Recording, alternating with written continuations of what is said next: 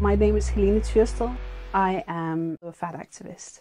We meet a lot of shaming and a lot of harassment from people who are angry. And it's not really about what's right or what's wrong. It's about having the freedom to do what you want with your life. And do I want to spend my life being miserable, or do I stop being at war with my body and say, hey body, let's be friends instead?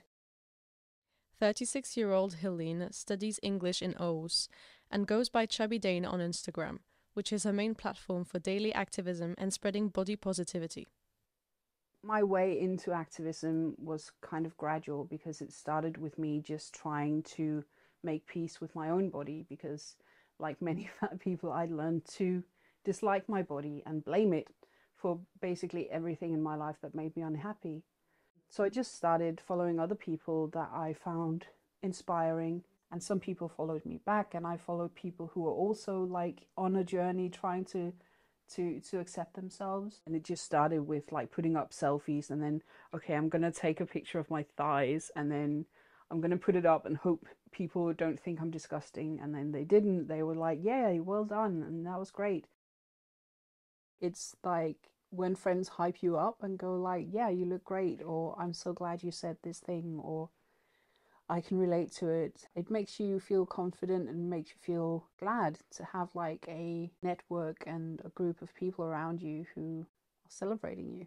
But then I go out into the world and I get surprised. Oh yeah, that's right. Regular people out in the world still don't like fat people. But I kind of forget, because I've built this community around me. We tend to think the word fat is offensive to people like Helene, but she thinks otherwise. The thing is, if you call me fat, I can say, yes, you have eyes, congratulations. So if I decide, it can't be used against me because it's just a way of describing my body. It takes away its power. It becomes my power instead. Because thin people still get really uncomfortable when I say I'm fat, and then they go like, oh no, you're not fat, you're beautiful. And then I go, did I say I was ugly? So I want to reuse that and say I am fat, and it's actually okay. I call myself fat, and I encourage others to call me fat. Well, I'd prefer my name, of course. It is not just about how they are called. Fat people face many other challenges, one of them being to find clothes that fit.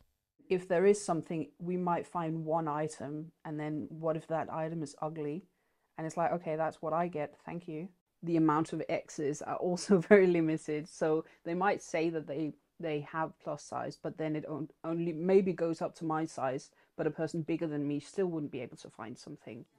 Even though the world isn't always kind to Helene, she has managed to find Chromosome, a diversity bar in Aarhus where she feels safe. She started volunteering there after doing a talk about fat phobia and has stayed there ever since. One of the things that I really like about this place is that we get people from all kinds of walks of life. That means being able to have some really nice conversations with people who sort of like strike up a conversation and ask, so what do you do? And I said, well, I'm a fat activist. And then they're like, oh, what's that like? What's that about? And then I start talking about marginalization of fat people. And usually they go, oh, I know how that is, because I experienced something similar as a trans person, or as a disabled person, or as a racialized person.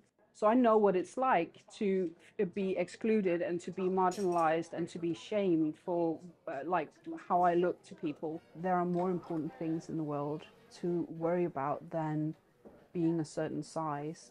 Like, nobody's lying on their deathbed ever thinking, oh, I wish I'd been thinner before I died.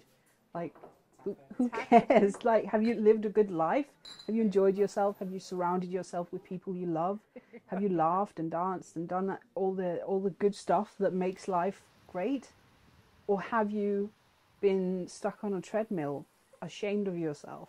Is that how you want to spend that life? Because it's not how I want to spend mine.